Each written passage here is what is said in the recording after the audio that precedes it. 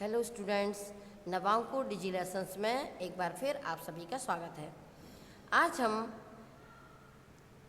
सामाजिक विज्ञान के अध्याय 9 का एक बार फिर से स्टडी करेंगे। 9 की जो है स्वतंत्रता आंदोलन व उससे संबंधित घटनाएं, freedom movements and relative events. तो स्टूडेंट्स, इस लेसन में पिछले वीडियो में मैंने आपको बताया कि किस तरह से बंगाल का विभाजन हुआ, भारत की राजनीति पर उसके क्या प्रभाव पड़े, भारत की जनता पर उसके क्या प्रभाव पड़े।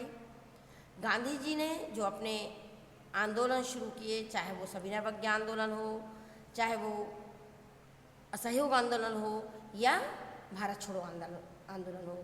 गांधी जी का पहला आंदोलन था असहयोग, जो कि 1920 से शुरू हुआ। दूसरा आंदोलन था सविनय अवज्ञा आंदोलन, जो कि 1930 को शुरू हुआ। और तीसरा आंदोलन था भारत छोड़ो आंदोलन, जो कि 1942 को शुरू हुआ। तो ये गांधी जी के आंदोलन भी चल रहे थे। और साथ ही साथ मैंने आपको यह भी बताया कि दो भागों में कांग्रेस की फूट पड़ चुकी थी। कांग्रेस में एक उदारवादी दल और एक उग्र राष्ट्रवादी दल। तो हम पिछले अध्याय में जो हमने पढ़ा था वो हम उदारवादी सोच के बारे में बात कर रहे थे। अब इस वीडियो में आएगा क्रांतिकारी राष्ट्रीयता यानी उग्र राष्ट्रवाद। ब्रिटिश सरकार की प्रतिक्रियावादी नीति के परिणाम स्वरूप 19वीं शताब्दी के अंतिम दशक में भारत में क्रांतिकारी राष्ट्रीयता का अभ्युदय हुआ। बंगाल विभाजन के बाद भारतीयों में क्रांतिकारी भावना का तेजी से प्रसार हुआ। क्रांतिकारी विचारधारा के अनुयायियों का विश्वास था कि अहिंसा और वैधानिक साधनों द्वारा राजनीतिक अधिकार प्राप्त नहीं किए जा सकते। ठीक है, वो मानते थे कि हम अहिंसा के द्वारा या वैधानिक साधनों के द्वारा अंग्रेज कभी भारत छोड़कर नहीं जाएंगे। वो क्या मानते थे? वो मानते थे, क्रांतिकारी मानते थे कि हिंसा और भय दिखाकर स्वराज्य व स्वशासन प्राप्त किया जा सकता है, और वे मातृभूमि को तत्काल विदेशी बंधन से मुक्त करना चाहते थे। अपने उद्देश्य को प्राप्त करने के लिए क्रांतिकारियों ने गुप्त समितियों का गठन किया और युवकों को सैनिक प्रशिक्षण दिया, अस्त्र शस्त्र इकट्ठे किए, समाचार पत्रों और अन्य माध्यमों से क्रांतिकारी विचारों का प्रसार किया।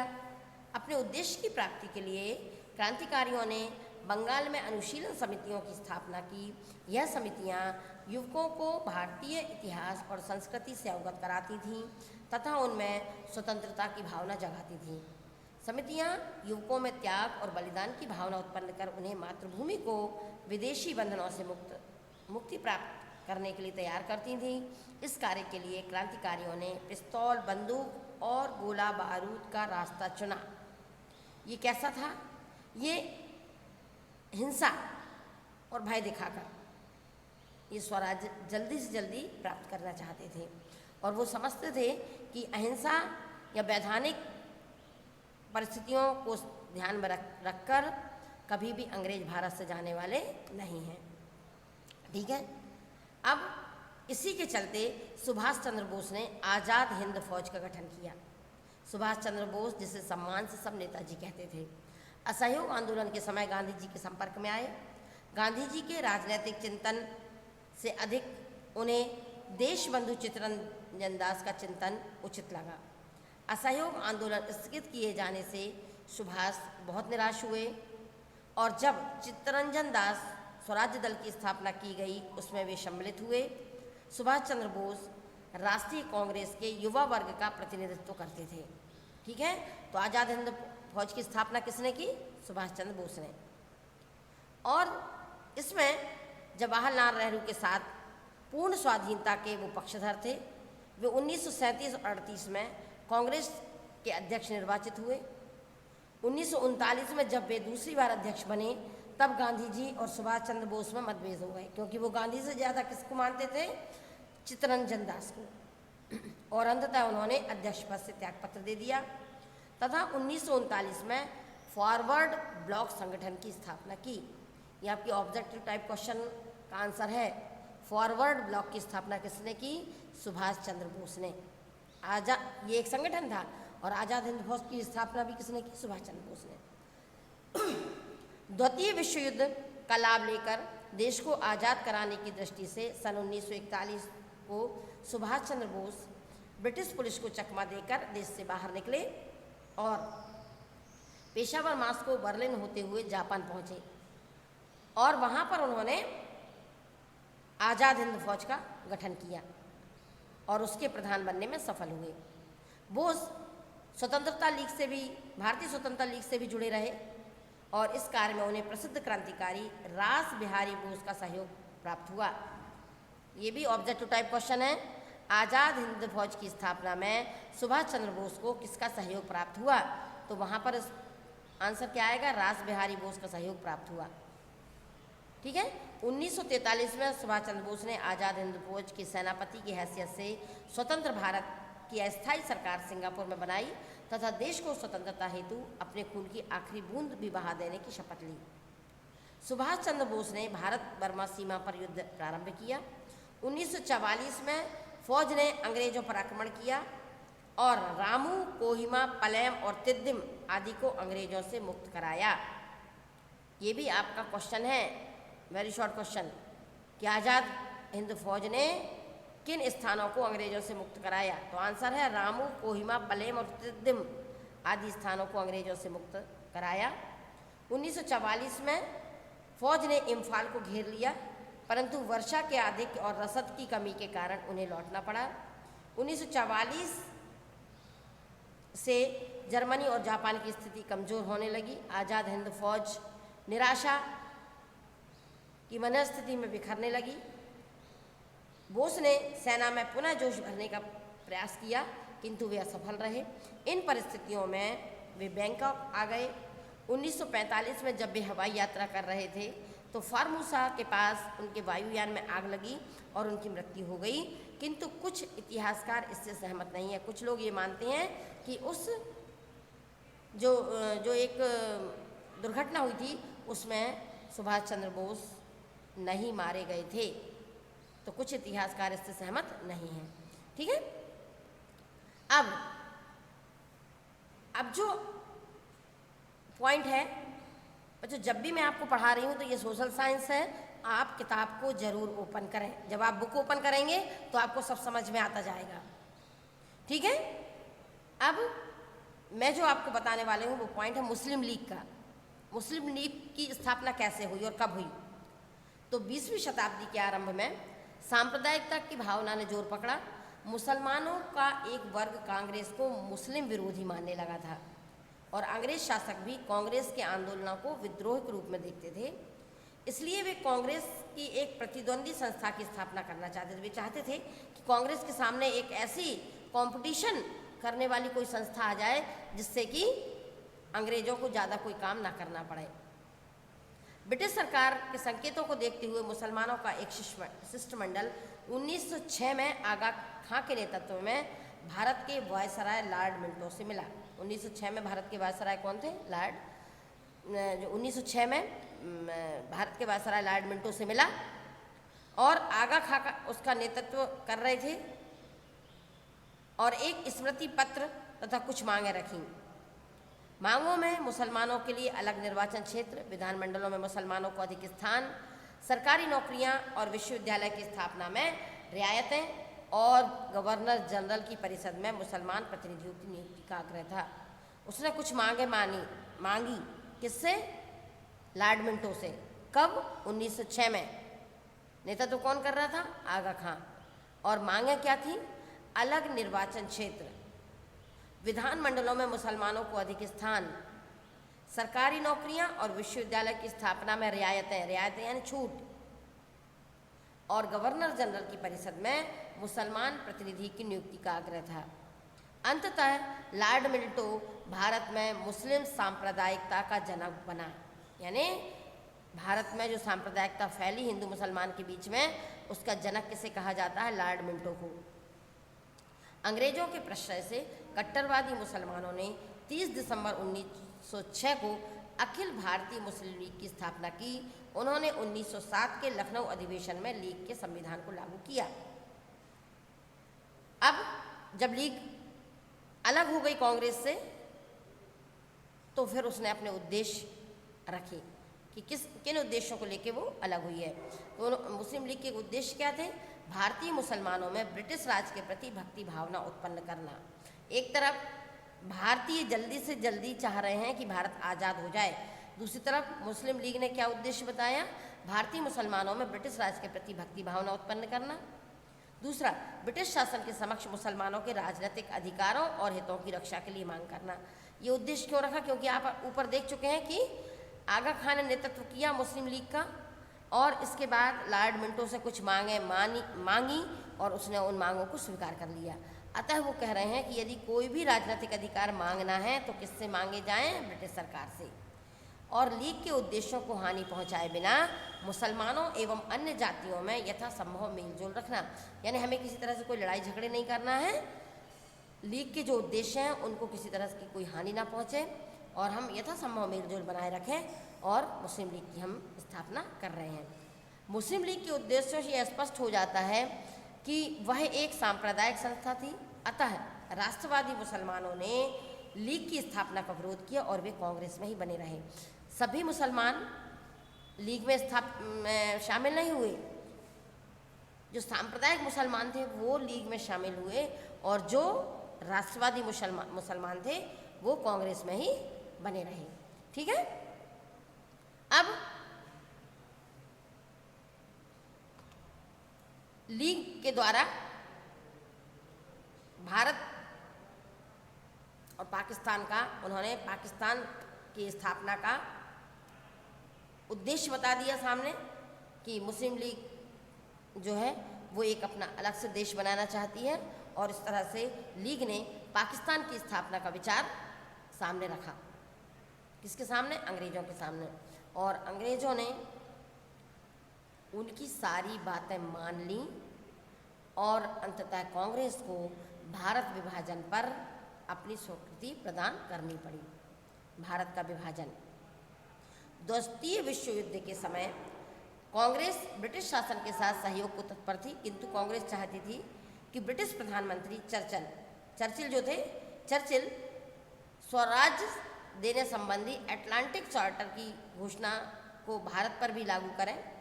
चर्चिल ऐसी किसी घोषणा को तैयार नहीं थे, अतः दोनों पक्षों के मध्य गतिरोध उत्पन्न हुआ। यानी एक चार्टर बनाया था अटलांटिक की, कौन कौन किस तरह से हम भारत को आज़ादी मिले और जल्दी जल्दी भारत को आज़ाद करने की घोषणा करें चर्चिल, लेकिन उन्होंने कोई घोषणा नहीं की। युद्ध के मोर्चों पर अंग्रेज़ों की स्थिति अच्छी नहीं थी। दक्षिण पूर्वी एशिया में जापान की स्थिति दृढ़ हो रही थी। ऐसी स्थिति में चर्चिल युद्ध कार्य में भारतीयों का सहयोग चाहता था। इन स्थितियों में चर्चिल ने सर स्टेफर्ड क्रिप्स को भारत भेजने की घोषणा की और क्रिप्स प्रस्ताव भेजा। द्वितीय विश्व युद्ध में भारतीयों का सहयोग प्राप्त करने की इच्छा, युद्ध के मोर्चों पर मित्र राष्ट्रों की स्थिति खराब होना तथा विश्व जनमत के दबाव के कारण ब्रिटिश सरकार ने क्रिप्स को भारत भेजा। क्रिप्स ने 22 मार्च 1942 को भारत पहुंचकर सभी राजनीतिक दलों से विचार विमर्श किया। क्रिप्स मिशन कब भारत आया? 1942 में। भारत के वैधानिक गतिरोध को दूर करने के लिए क्रिप्स अपने साथ निश्चित प्रस्ताव लाया था। यह प्रस्ताव दो भागों में थे, युद्ध के समय लागू होने वाले तथा युद्ध के बाद लागू होने वाले प्रस्ताव। ठीक है। क्रिप्स के प्रस्ताव कांग्रेस को संतुष्ट नहीं कर सके और औपनिवेशिक स्वराज्य देने की बात कही गई थी, जिसमें यानी कुछ हिस्सा हम आपको दे देंगे, जबकि कांग्रेस की मांग क्या थी? पूर्ण स्वराज की, यानी हमें पूरा देश एक साथ आज़ाद चाहिए। लीग इसलिए असंतुष्ट थी क्योंकि इसमें उसकी पाकिस्तान की मांग को स्पष्ट रूप से स्वीकार नहीं किया गया था। कांग्रेस एवं लीग के अतिरिक्त सिखों, हिंदू महासभा, दलितों तथा अन्य ने भी प्रस्तावों से असहमति जताई। यानी औपनिवेशिक स्वराज्य दे रहे थे कि कुछ हिस्सों को हम आज़ाद कर देंगे, पूरे भारत को एक साथ स्वराज्य नहीं देंगे। तो कांग्रेस भी असंतुष्ट थी और मुस्लिम लीग इसलिए असंतुष्ट थी क्योंकि पाकिस्तान के प्रस्ताव को मिशन ने स्वीकार नहीं किया था। लॉर्ड बाबेल 1943 में गवर्नर जनरल बनकर भारत आए। बाबेल भारत के वैधानिक गतिरोध को हल करना चाहता था। उसने जो योजना प्रस्तुत की उससे यह आभास हुआ कि ब्रिटिश सरकार भारत के राजनीतिक गतिरोध को दूर करके स्वशासन के लक्ष्य की ओर बढ़ना चाहती है। और बावेल ने शिमला में एक सम्मेलन बुलाया। 25 जून 45 को शिमला सम्मेलन आरंभ हुआ और इसमें केंद्रीय जो ये सम्मेलन था, इसमें तय हुआ कि केंद्रीय मंत्रिमंडल मिला जुला होगा। उसमें 14 मंत्री होंगे, 5 कांग्रेस, 5 लीग और 4 वायसराय द्वारा मनोनीत होंगे। वायसराय ने कांग्रेस तथा लीग को 8 से 14 नाम देने को कहा, 8 से 12 नाम देने को कहा। कांग्रेस ने जो सूची वायसराय को भेजी उसमें 2 सदस्य मुस्लिम थे, परंतु जिन्ना चाहते थे कि मुस्लिम प्रतिनिधि लीग के सदस्यों में से ही लिए जाएं। मुस्लिम लीग में जो लोग शामिल थे, जो मुसलमान शामिल थे, वो जिन्ना चाह रहे थे कि जो ये सम्मेलन हो रहा है इसमें मुस्लिम लीग से ही सदस्य जाएं।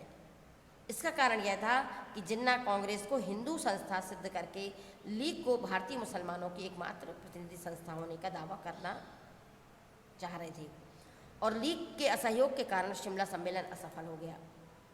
जिन्ना के हठ एवं दुराग्रह के समक्ष बावेल ने हथियार डाल दिए। इस प्रकार भारत के भाग्य का निर्माण करने के संबंध में उसे वीटो का अधिकार देकर सरकार ने एक बार पुनः फूट डालो और राज करो की नीति का अनुसरण किया। कैबिनेट मिशन, पहले क्रिप्स मिशन आया, अब कैबिनेट मिशन। शिमला सम्मेलन आपने देख लिया कि असफल हो गया था और इंग्लैंड की नई मजदूर सरकार की ने भारत की स्थिति को ठीक करने की जानकारी लेने के लिए एक शिष्टमंडल भारत भेजा और शिष्टमंडल ने अपनी रिपोर्ट में भारत में सत्ता को तुरंत हस्तांतरित किए जाने की अनुशंसा की। इस स्थिति में ब्रिटिश प्रधानमंत्री लॉर्ड एटली ने कैबिनेट मिशन भारत भेजा और मिशन के 2 उद्देश्य थे। 16 मई 1946 को कैबिनेट मिशन की योजना भारत में प्रस्तुत की गई। योजना के 2 मुख्य भाग थे। पहला, अंतरिम सरकार की स्थापना की तात्कालिक योजना तथा संविधान निर्माण की दीर्घकालीन योजना, यानी आप जल्दी से जल्दी भारत में सरकार स्थापित करें, और दूसरा संविधान निर्माण थोड़ी कुछ दिनों के बाद भी हो सकता है। 6 अगस्त 1946 को वायसराय ने कांग्रेस अध्यक्ष जवाहरलाल नेहरू को अंतरिम सरकार के निर्माण में सहयोग के लिए अनुरोध किया।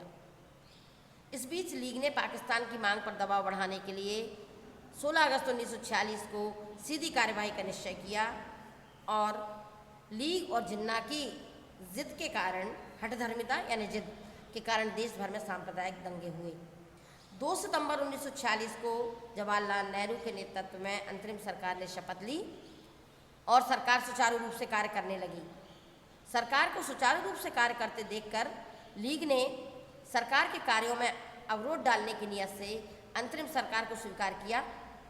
इससे वातावरण खराब हुआ और सरकार ने, कौन सी सरकार, ब्रिटिश सरकार ने दोनों पक्षों में समझौता कराने का प्रयास किया, किंतु लीग की दबाव नीति के कारण समझौता नहीं हो सका और इस तरह से इन्हीं परिस्थितियों में 20 फरवरी 1947 को ब्रिटिश प्रधानमंत्री लॉर्ड एटली ने भारत छोड़ने की घोषणा की।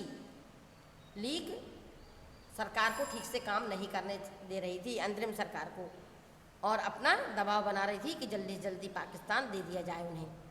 ठीक है। अब माउंटबेटन आखिरी गवर्नर जनरल थे भारत के। माउंटबेटन योजना और भारत का विभाजन, 23 मार्च 47 को लॉर्ड बावेल के स्थान पर लॉर्ड माउंटबेटन नया गवर्नर जनरल बनकर भारत आया और ब्रिटिश सरकार ने उन्हें पूर्ण अधिकार देकर भारत भेजा था कि वे कैबिनेट योजना के अनुसार गठित संविधान सभा के माध्यम से भारतीयों को शासन सत्ता सौंप सकें। कांग्रेस के नेता विभाजन नहीं चाहते थे, परंतु लीग जिद पर अड़ी थी और किसी भी तरह से वह भारत का विभाजन चाहती थी। अंततः सांप्रदायिक पागलपन के ज्वार के समक्ष विवश होकर कांग्रेस को भारत विभाजन पर सहमति देना पड़ी।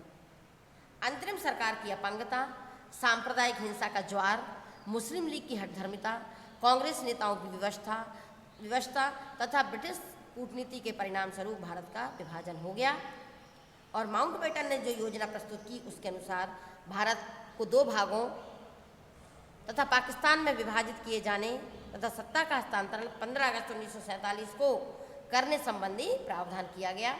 योजना में पंजाब, बंगाल, सिंध, असम, बलूचिस्तान के विषय में स्पष्ट नीति निर्धारित की गई और माउंटबेटन की योजना कांग्रेस ने उसकी स्वीकृति प्रदान की। मुस्लिम लीग समस्त बंगाल, असम, पंजाब, उत्तर पश्चिम सीमा प्रांत तथा बलूचिस्तान को पाकिस्तान में मिलाना चाहती थी, परंतु माउंटबेटन के दबाव के आगे उसे उस योजना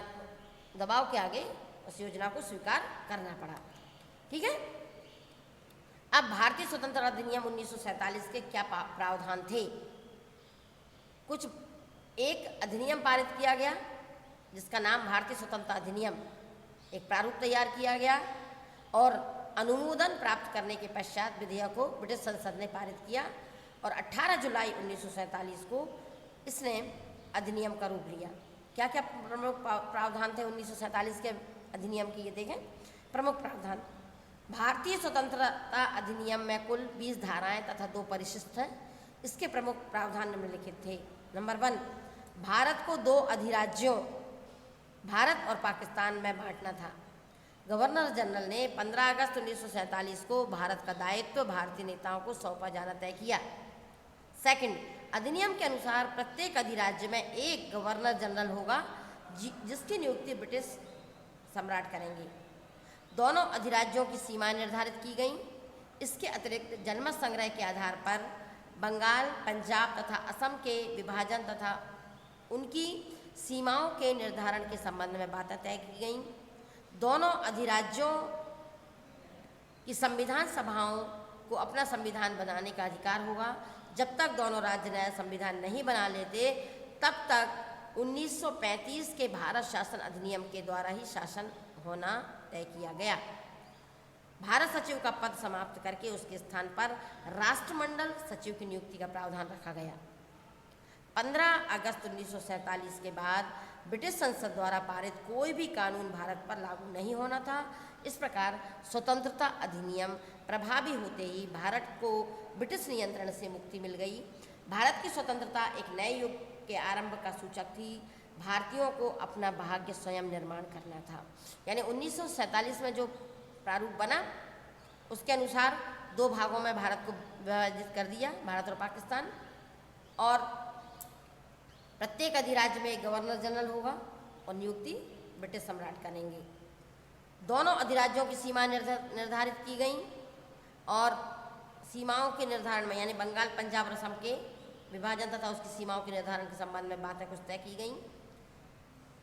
संविधान का निर्माण स्वयं दोनों देश अपने हिसाब से करेंगे और जब तक संविधान का निर्माण ये देश नहीं कर लेते दोनों, तब तक अधिनियम 1935 के अनुसार भारत शासन अधिनियम के द्वारा भारत का शासन संचालित होगा। ये मैंने आपको लेसन नंबर 12 में भी बताया था। संविधान, भारतीय संविधान जब मैंने आपको समझाया था तब मैंने बताया था कि जब तक हमारा संविधान लागू नहीं हुआ तब तक भारत किस तरह से भारत में शासन होता रहा। तो 1935 के भारत शासन अधिनियम के द्वारा भारत का शासन संचालित होता रहा। और जो आखिरी पॉइंट था वो है भारत सचिव का पद समाप्त करके उसके स्थान पर राष्ट्रमंडल सचिव की नियुक्ति का प्रावधान रखा गया। इस तरह से 15 अगस्त 1947 को भारत को आज़ादी मिल गई, लेकिन वो आज़ादी पूर्ण आज़ादी नहीं थी, बल्कि भारत को विभाजन का दंश भी झेलना पड़ा था। यदि हम एक साथ पूरे भारत को आज़ाद कर पाते तो ज़्यादा अच्छा रहता, लेकिन जब भारत आज़ाद हुआ तो उसके 2 टुकड़े हो चुके थे। तो ये लेसन नंबर 9 था। इसके बाद हम अध्याय 10 का वीडियो बहुत जल्दी आपको मैं बनाकर डालूँगी। तब तक घर पर रहिए, सुरक्षित रहिए। धन्यवाद। मिलते हैं अगले वीडियो में।